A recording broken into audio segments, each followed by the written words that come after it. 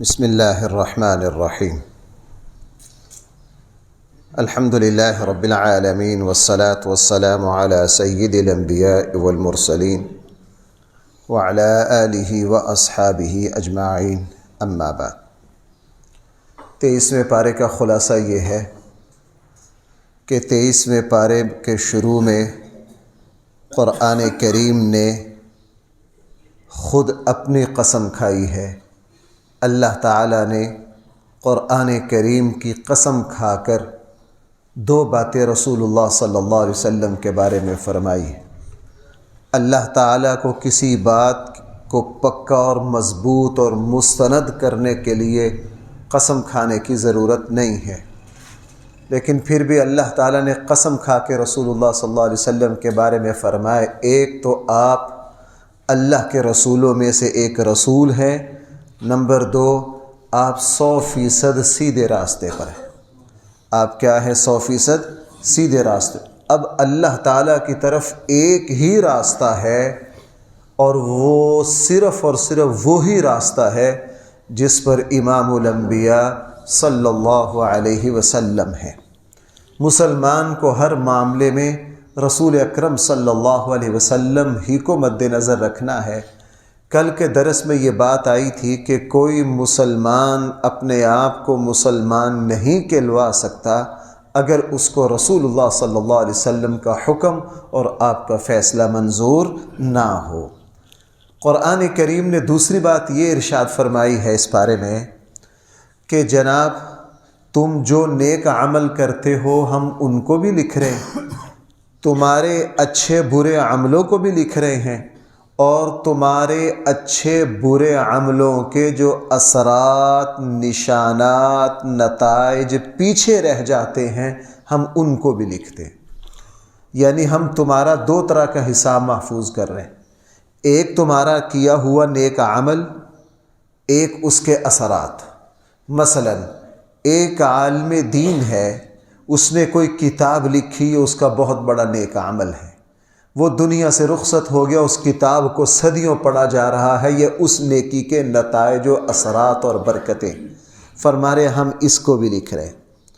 اسی طرح کسی بھی انسان نے، کسی بھی مسلمان نے کوئی رفاہی کام کر دیا، اس نے ہسپتال بنا دیا، لوگوں کو فائدہ پہنچانے کے لیے کوئی اچھا کام کر دیا، اللہ تعالیٰ نے اس نیکی کو لکھ لیا، یہ بھی اللہ کی رحمت ہے۔ اس نیکی کو بھائی کیا کر لیا؟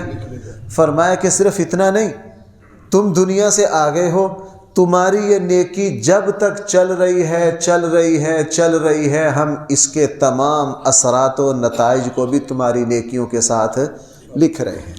جیسا کہ رسول اللہ صلی اللہ علیہ وسلم نے فرمایا، جب کسی مسلمان کا انتقال ہوتا ہے، اس کا نامہ اعمال، اس کا اکاؤنٹ نیکیوں کا بند ہو جاتا ہے، اس میں مزید کوئی نیکی اب شامل نہیں ہو سکتی۔ ہاں 3 چیزیں جا سکتی ہیں، اس نے کسی کو علم سکھایا ہے، نیک اولاد اس نے چھوڑی ہے، اور اس نے کوئی خیر کا کام جاری کیا ہے، یعنی صدقات جاریہ، وہ نیکیاں جو مسلسل چل رہی ہیں بھائی، وہ کرنے والے کے نیک عمل میں لکھی جا رہی ہیں۔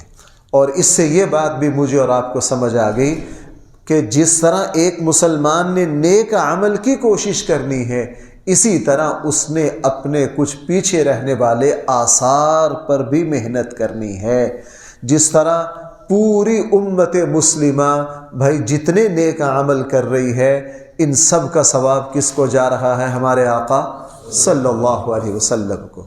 حضرت عثمان غنی، سیدنا صدیق اکبر، ان سے اللہ نے جہاں بہت سے دین کے کام لے لیے، اللہ تعالیٰ نے ان دونوں بزرگوں سے قرآن کو جمع کرنے کا کام بھی لے لیا۔ رسول اللہ صلی اللہ علیہ وسلم کے زمانے میں قرآن اترتا رہا، اس کو اللہ کے نبی نے صرف حافظے پر مرتب کیا سب کے۔ رمضان میں اللہ کے نبی بھی پڑھتے، نمازوں میں پڑھتے، صحابہ سنتے، قرآن کریم کتابی شکل میں نہیں تھا، سن کے یاد کر لیتے تھے اپنی طور پر۔ کسی نے کاغذوں پر لکھ رکھا تھے کچھ حصے، کسی نے کوئی صورت کسی دیوار پر لکھ رکھی تھی، کسی نے پتھر پر لکھ رکھی تھی، کسی نے کھجور کے پتوں پر لکھ رکھی تھی، یوں تھی۔ اور حضرت سیدنا صدیق اکبر جب جنگ یمامہ ہوئی اور اس میں حفاظ اور قراء صحابہ کی شہادتیں ہوئیں تو سب سے پہلے حضرت عمر کے دل میں یہ خیال آیا.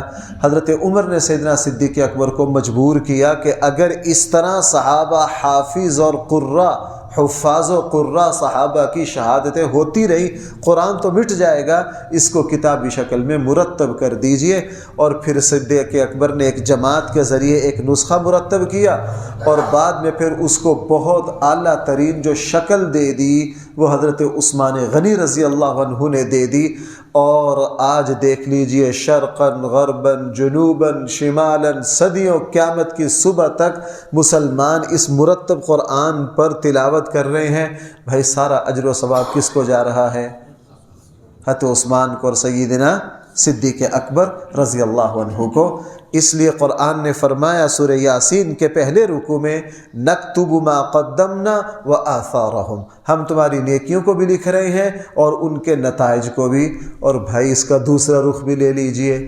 اللہ ہم سب کی حفاظت فرمائے. اگر کسی نے گناہ کیا اس کا گناہ بھی لکھا جائے گا. اگر اس کا گناہ جو ہے وہ ایسا نجس ہے کہ اس گناہ نے پھر مزید گناہوں کو جنم دیا ہے تو جناب وہ بھی سارا کچھ لکھا جائے گا.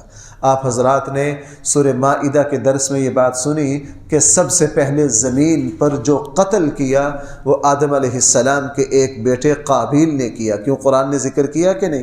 قابیل نے قتل کیا اور ہمارے آقا صلی اللہ علیہ وسلم نے ارشاد فرمایا کہ زمین پر قتل کے جرم کا آغاز کرنے والا چونکہ قابیل تھا، قیامت تک جتنا قتل ہوگا جہاں قاتل کو گناہ ملے گا ہر قتل کا ایک گناہ قابیل کے کھاتے میں بھی جا رہا ہے. اس لیے اللہ تعالی ہم سب کی حفاظت فرمائے. ویسے تو مجھے اور آپ کو ہر گناہ سے بچنا ہے، لیکن ایسے گناہ سے تو بہت ہی بچنا ہے کہ جو گناہ جاری بن جائے. بھائی جو گناہ کیا بن جائے؟ گناہ جاری بن جائے. قرآن کریم نے سورہ یاسین کے دوسرے رکوع میں اپنے رسولوں کی ایک بات بیان کی ہے کہ اللہ تعالیٰ کے کوئی رسول تھے، قرآن نے ان کا نہ نام لیا نہ ان کا زمانہ بتایا. قرآن کریم نے نہ جگہ بتائی. جس بات کو قرآن مبہم رکھے ہم اس کی مزید تشریح کر نہیں سکتے. اللہ کے کچھ رسول کسی علاقے کسی بستی میں گئے، وہاں اللہ کی دعوت دی، لوگوں کو سمجھایا کہ تم جو شرک کر رہے ہو اس سے غلیظ اور گندا کوئی عمل نہیں ہے اور تمہارے اوپر اس کی نحوست ہے. اس بستی والوں نے اللہ کے ان رسولوں سے کہا کہ جناب ہمارے شرک اور ہمارے گناہوں میں کوئی نحوست نہیں، اصل نحوست تو تمہارے اندر ہے. کیا کہا؟ اصل نحوست کیا ہے؟ ہاں تمہارے اندر ہے. بہرحال اللہ کے وہ رسول اس بستی والوں کو سمجھا رہے تھے.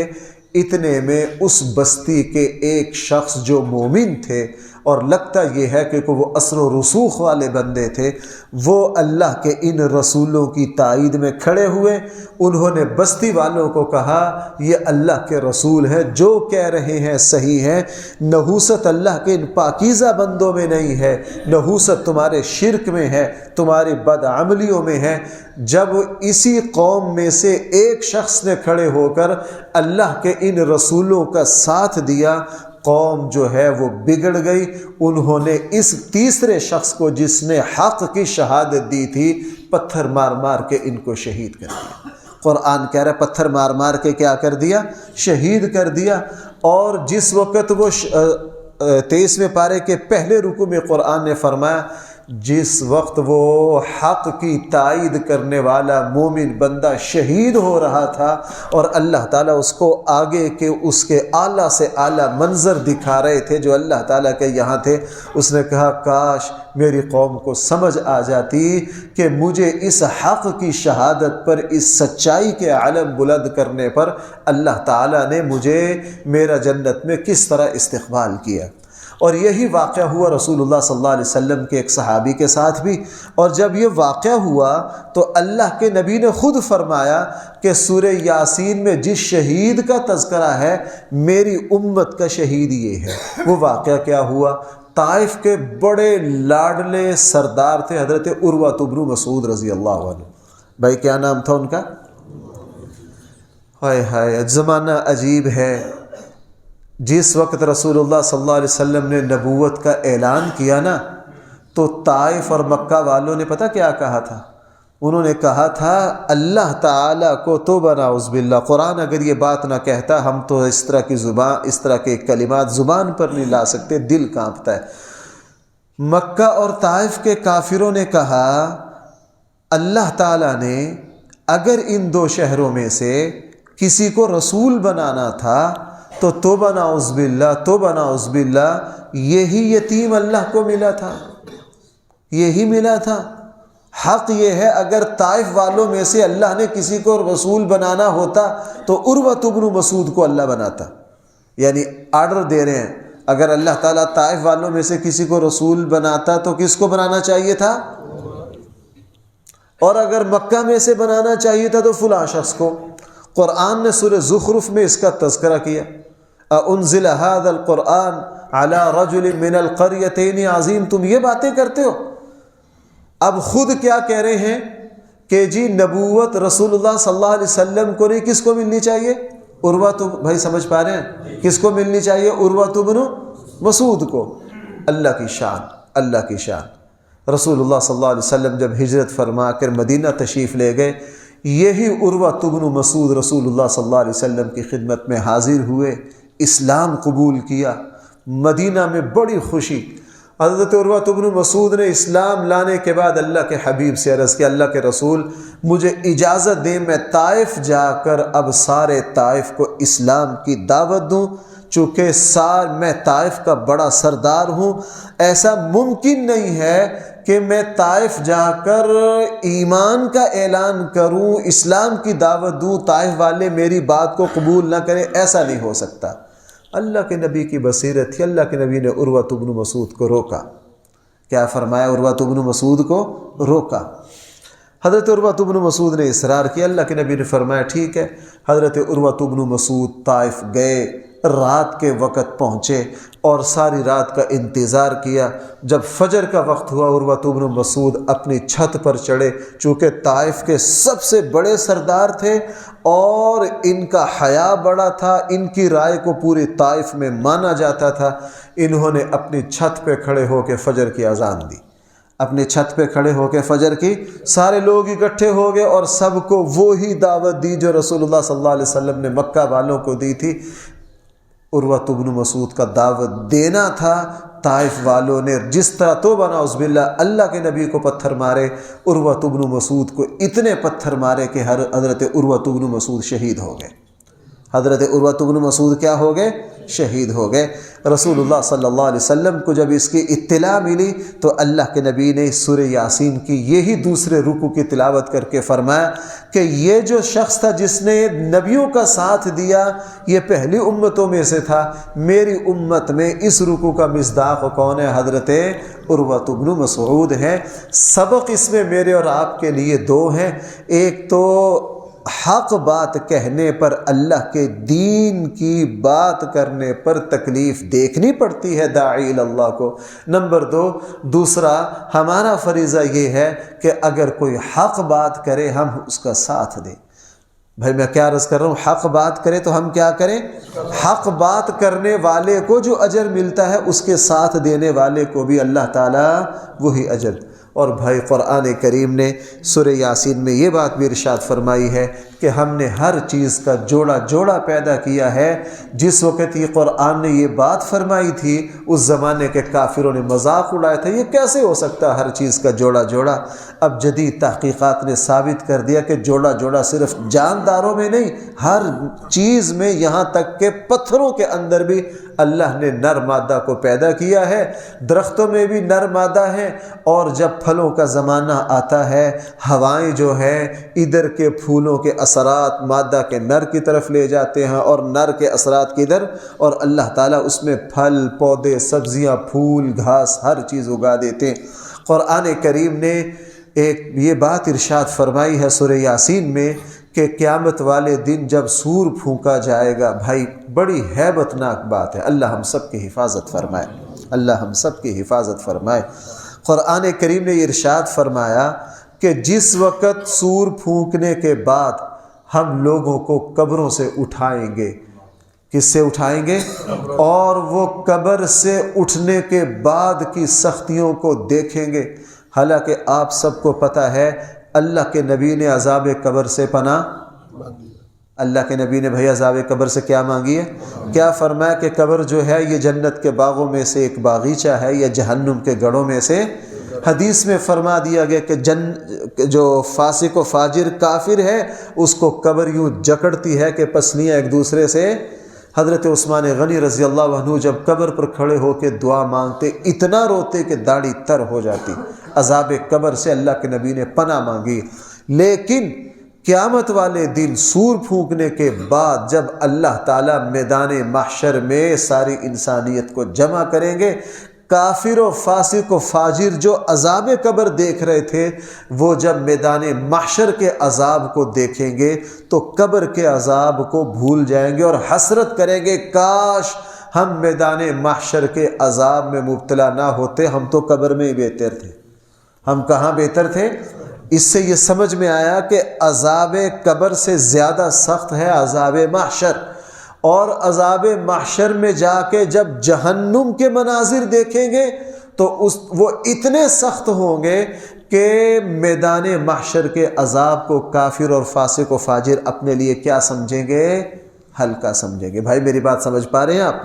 اس لیے آخرت میں پہلے عذاب کے مرحلے سے دوسرا سخت، دوسرے سے تیسرا سخت، اور تیسرے سے چوتھا۔ اور بھائی اس کا دوسرا رخ بھی قرآن نے یہاں لے لیا۔ اب آ جائیے ایمان والے اور اللہ کے مقرب بندوں کے پاس۔ اللہ حدیث میں کیا ہے کہ قبر کے صحیح بخاری میں جو تفصیل آتی ہے، ایک ایمان والا متقی پرہیزگار جب قبر میں جاتا ہے فرشتے اس سے 3 سوال کرتے ہیں، یہ جواب دے دیتا ہے تو اب فرشتے کیا کہتے ہیں؟ تم مزے کی نیند سو، تم کیا کرو؟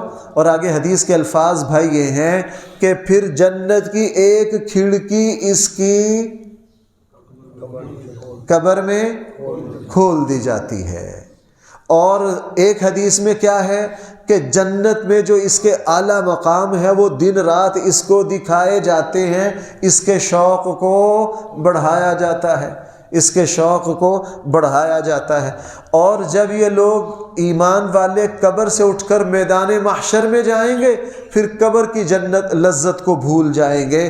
میدان محشر میں جب اللہ کے عرش کے سائے کو دیکھیں گے، اللہ کی رحمت کو دیکھیں گے، وہ کہیں گے او ہو اصل نعمتیں تو یہ ہیں۔ اور جب میدان محشر سے وہ جنت کے مناظر دیکھیں گے تو پھر وہ میدان محشر کی نعمتوں کو بھول جائیں گے۔ قرآن مجھے اور آپ کو سمجھانا یہ چاہتا ہے کافر و فاسق فاجر کی ہر آنے والی منزل جو ہے وہ پہلی سے مشکل ہے، ایمان والے متقی پرہیزگار کی ہر آنے والی منزل جو ہے بھائی وہ پہلی سے کیا ہے؟ اعلیٰ سے اعلیٰ ہے۔ اللہ تعالی ہم سب کو مشکلات سے بچائے۔ قرآن کریم نے ایک اور بات ارشاد فرمائی ہے، صحیح مسلم میں رسول اللہ صلی اللہ علیہ وسلم کا ارشاد ہے، ایک مرتبہ اللہ کے نبی بیٹھے بیٹھے نا اکیلے ہی مسکرانے لگ گئے۔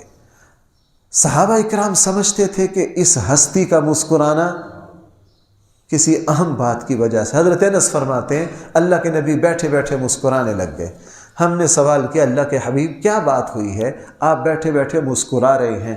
رسول اللہ صلی اللہ علیہ وسلم نے فرمایا میں اس بات پر مسکرا رہا ہوں ایک شخص اللہ کے سامنے لایا جائے گا حساب و کتاب کے لیے، اور وہ اللہ تعالیٰ کے سامنے آ کر نامہ اعمال کا فرشتوں نے جو ریکارڈ پیش کیا ہوگا اس کا انکار کر دے گا کہ میں نے تو کوئی گناہ کیا ہی نہیں، میں نے تو کوئی گناہ کیا ہی نہیں، یہ جو کچھ ہے یہ سارا غلط ہے، میں کچھ نہیں کر کے آیا۔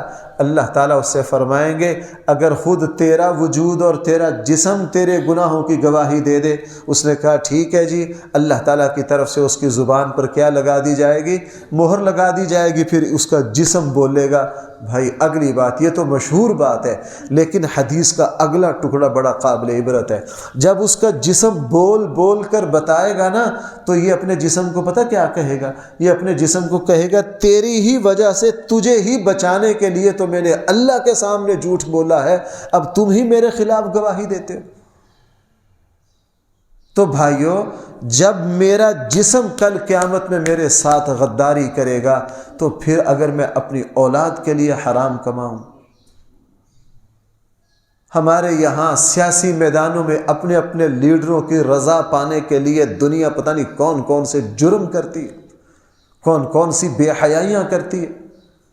اس سے بڑا میں یہ بات بہت سناتا ہوں آپ کو، اور سچی بات یہ بعض باتیں نا یاد رکھنے کی ضرورت نہیں ہوتی، وہ دل پر نقش ہو جاتی ہیں۔ پتہ نہیں بچپن سے جب سے یہ تنبیہ الغافلین میں حضرت عمر کی یہ بات پڑھی ہے نا، یہ دل پر نقش ہوگی۔ حضرت عمر رضی اللہ عنہ نے ایک صحابی سے پوچھا تھا کہ سب سے بڑا بے وقوف کون ہے؟ سب سے بڑا کیا بے وقوف کون ہے؟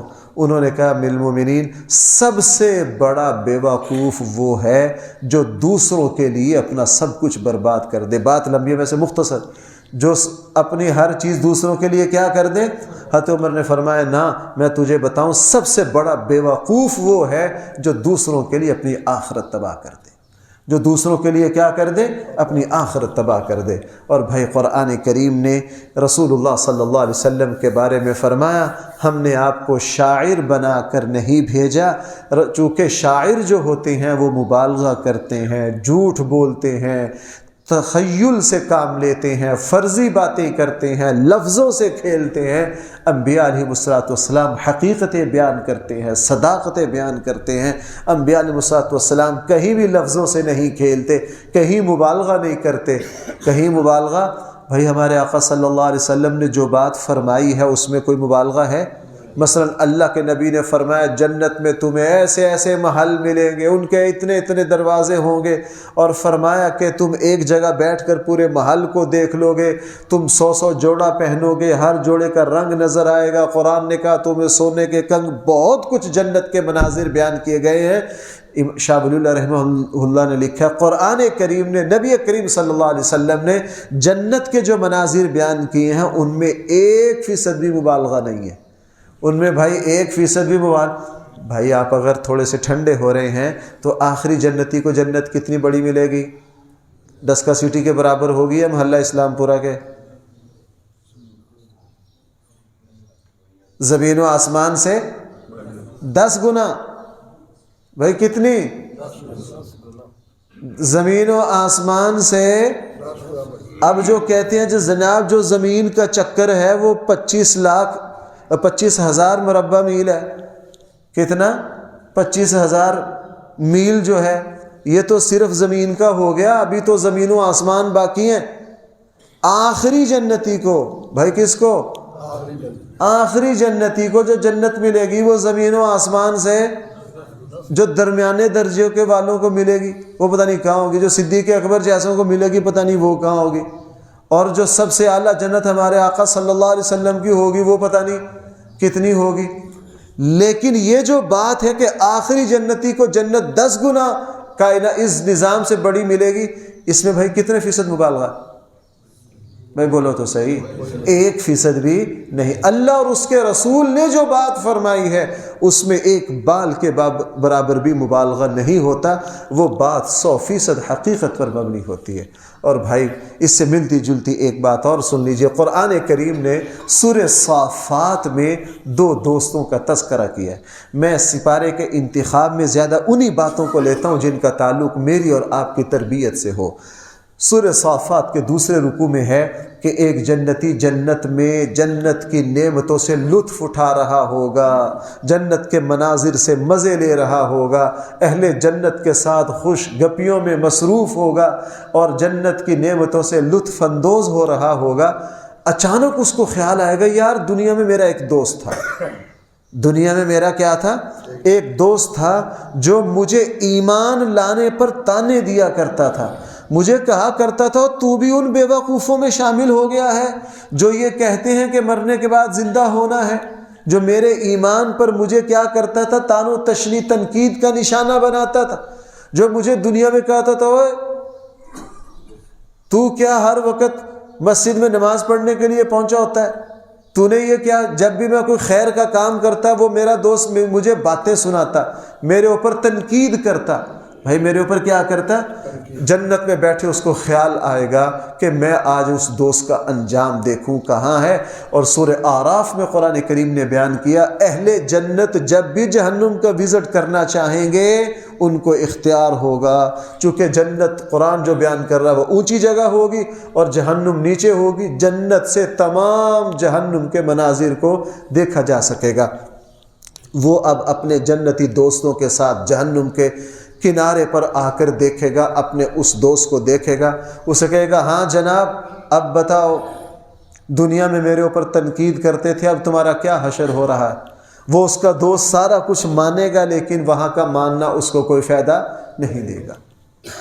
اس لیے بھائیوں زندگی میں اگر ہمیں، میں بار بار اس بات کو عرض کر رہا ہوں، اگر کسی نیک کام کرنے کی وجہ سے باتیں سننی پڑے تو اس کی پرواہ نہ کریں، اس کی پرواہ نہ کریں۔ قرآن کریم نے اس بارے میں حضرت جہاں بہت سارے نبیوں کا تذکرہ کیا ہے، رمضان کے ماحول کے اعتبار سے حضرت ایوب علیہ السلام کی ایک بات ذکر کی ہے۔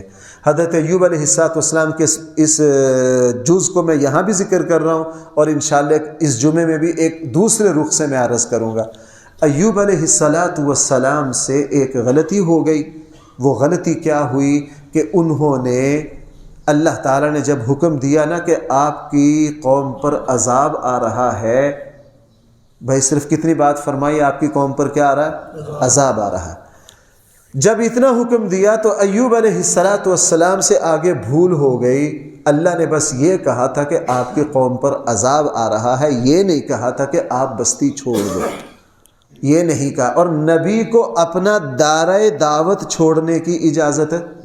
آپ سب کو پتہ ہے کہ ہجرت کے لیے حبشہ کا حکم حضور نے دیا، خود حبشہ، دوسری ہجرت میں بھی خود، مدینہ کی طرف صحابہ کو ہجرت کرنے کا حکم دے دیا خود۔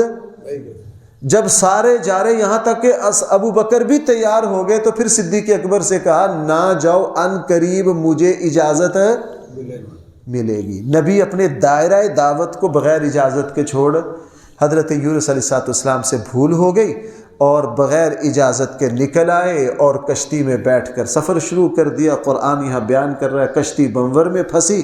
اس کا جو ملاح تھا نا، وہ کوئی اللہ کا ولی تھا، اس نے کہا ہم میں سے کوئی شخص اپنے آقا سے بھاگ کر آیا ہے، اس کی وجہ سے کشتی بنور میں آ گئی ہے، تمہاری مہربانی، جو یہ غلطی کر کے آیا وہ کشتی چھوڑ دے ورنہ ساری ڈوب جائے۔ اس سے پتہ چلا ایک بندے کی گناہ دوسروں کو بھی لے ڈوبتا ہے۔ قرہ اندازی کی، قرآن اس سورہ صافات میں ان کی قرہ اندازی کا ذکر کر رہا ہے۔ قرہ نکل آیا کن کے نام؟ تو سب نے چہرہ دیکھا، او اللہ کے پیغمبر جی، حضرت یونس سمجھ گئے، حضرت یونس سمجھ گئے کہ مجھ سے بھول ہو گئی، میں اللہ کے حکم کے بغیر نکل آیا ہوں۔ اور آپ سب کو پتہ ہے کہاں کود گئے؟ پانی میں۔ مچھلی نے ان کو، اور بھائی یہ تو مشہور بات ہے نا، اب مچھلی کے پیٹ میں چلے گئے۔ جب مچھلی کے پیٹ میں چلے گئے، جو بات مجھے، یہ تو ساری بات مشہور ہے اور قرآن نے بیان کیا، ہر مسلمان کو آتی ہے، اس میں دو باتیں بڑی قابل عبرت ہیں۔ جس وقت مچھلی کے پیٹ میں گئے، اللہ کو پکارا، مچھلی لمبا عرصہ ان کو اپنے پیٹ میں لے کر پھرتی رہی، اللہ کے حکم کے مطابق مچھلی نے کیا کیا؟ ان کو کنارے پہ ڈال دیا، جسم کمزور ہو گیا۔ قرآن سورہ صافات میں بیان فرما رہا کہ ہم نے پانی کے کنارے پر بیل اگائی۔ جو بھائی سمندر کو جانتے ہیں نا، سمندر کے کنارے کبھی بیل اگتی ہے؟ اگائی۔ اللہ تعالیٰ نے مچھلی کے پیٹ میں بچایا، ایک کام، مچھلی کو حکم دیا ان کو کنارے پہ پہنچا دو، اللہ نے زندہ رکھا۔ اور دوسرا کام کیا کیا؟ قرآن کہہ رہا کہ ہم نے وہاں کیا اگا دی، اور اگانے کے بعد حضرت یونس علیہ السلام کو دوبارہ تندرست کر دیا۔ اور سورہ صافات میں اللہ حضرت یونس کے بارے میں فرما رہے ہیں ہم نے پھر دوبارہ ان کو ہزاروں لاکھوں لوگوں کی طرف دوبارہ نبی بنا کے بھیج دیا۔ بھائی یہ سوال سمجھ میں آ گیا؟ جو مجھے بات عرض کرنی ہے، قرآن خود کہہ رہا ہم نے ایسا کیوں کیا، بس وہ سبق کو پکا کرنا۔ قرآن کہہ رہا ہے کہ اگر یونس علیہ السلام اس سارے مرحلے میں اللہ کو یاد نہ کرتے، بھائی کس کو؟ اللہ کو۔ اگر مجھے یاد نہ کرتے، اگر میری تسبیح نہ پڑھتے تو قیامت تک مچھلی کے پیٹ ہی میں رہتے، یعنی موت کے آغوش میں چلے جاتے، چونکہ انہوں نے ہمیں پکارا، ہمیں یاد کیا، ہماری تسبیح پڑھی اور ہماری طرف رجوع کیا۔ ہمیں اپنے بندے کا ہمیں پکارنا اتنا پسند آیا کہ ہم نے پوری فطرت کے نظام کو تبدیل کر کے کشتی کے پیٹ میں کوئی زندہ نہیں رہتا ان کو زندہ کیا، مچھلی کے پیٹ میں کوئی زندہ نہیں رہتا ان کو زندہ رکھا، اور مچھلی کسی کو کنارے پہ نگلتی نہیں ہے، مچھلی کو حکم دیا، اور پانی کے سمندر کے کنارے پہ بیل نہیں اگتی بیل اگائی، اور وہاں سے دوبارہ ان کو تندرست کیا، اور دوبارہ ان کو نبوت دے کر عظیم الشان قوم کی طرف کیا۔ یہ سارے کامیابیوں کے جو دروازے کھلے کس وجہ سے کھلے؟ انہوں نے کیا کیا؟ کس کو یاد کیا؟ اللہ کو یاد کیا۔ یہ میرا اور آپ کا سبق ہے۔ زندگی کے مشکلات میں ہم جتنا اللہ سے دعا مانگیں گے، جتنا اللہ کو یاد کریں گے، بھائیوں میں اس پر قسم کھاتا ہوں، میرے اللہ کی رحمت کی بات ہے، آپ اپنے اللہ کے سامنے فریاد کیجئے، ناممکن کی اوقات ہی نہیں ہے کہ وہ ممکن نہ ہو، بند راستوں کی اوقات ہی نہیں ہے وہ کھلے نہ، مسائل کی یہ اوقات نہیں ہے وہ حل نہ ہو۔ شرط کیا ہے؟ ہم کس کو یاد کریں؟ اور بھائی آخری باتیں تو اور بھی ہیں۔ قرآن کریم نے دوبارہ پھر اس پارے میں حضرت داؤد اور حضرت سلیمان کا باپ بیٹے کا ذکر کرتے ہیں۔ قرآن دو باتیں ان باپ بیٹے کے بارے میں بڑی عجیب کہتا ہے۔ قرآن کہتا ہے ہم نے ان کو اتنا نوازا، اتنا نوازا، اتنا نوازا، جتنا ہم ان کو نوازتے گئے ان باپ بیٹے میں اللہ کا شکر بڑھتا گیا۔ اللہ نے نبوت دی، اللہ نے حکومت دی، میں نے ابھی پچھلے کسی درس میں عرض کیا تھا عجیب و غریب معجزات دیے۔ جب اتنا کچھ دیا نا، داؤد علیہ السلام نے بطور شکر پتہ کیا کہا؟ اے میرے اللہ، آپ نے اتنا کچھ مجھے نواز دیا ہے، اب میں شکرانے کے طور پر ایک دن روزہ رکھا کروں گا، ایک دن ناغہ کیا کروں گا۔ تو بھائی ایک سال میں کتنے روزے رکھتے؟ 365 کو 2 پہ تقسیم کر لو۔ اللہ تعالیٰ نے اور انعامات دیے۔ اب داؤد علیہ السلام نے پتہ کیا کیا بطور شکر؟ اے میرے اللہ، آپ نے مجھے اتنا نواز دیا ہے، اب میں رات کو آدھی رات سویا کروں گا، آدھی رات تیرے سامنے۔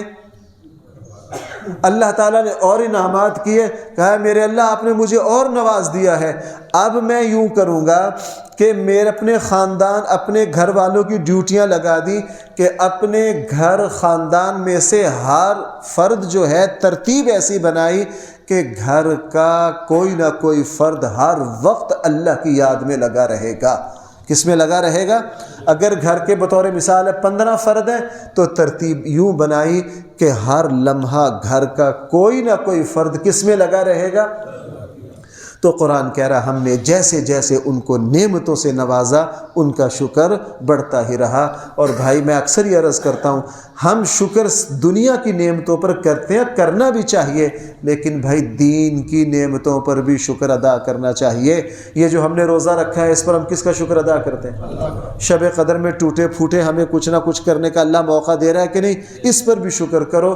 جتنا ہماری طرف سے شکر بڑھے گا، اللہ تعالیٰ کی طرف سے رحمتیں، نوازشیں، عنایتیں، مہربانیاں اسی طرح بڑھتی جائیں گی۔ اللہ تعالیٰ ہم سب کو صحیح فہم عطا فرمائے۔ الحمدللہ رب العالمین والصلاة والسلام على سید الانبیاء والمرسلین وعلى آلہ واصحابہ اجمعین۔ ربنا آتنا في الدنيا حسنة وفي الآخرة حسنة وقنا عذاب النار۔ صلی اللہ تعالی علی خیر خلقہ سیدنا مولانا محمد وآلہ واصحابہ اجمعین۔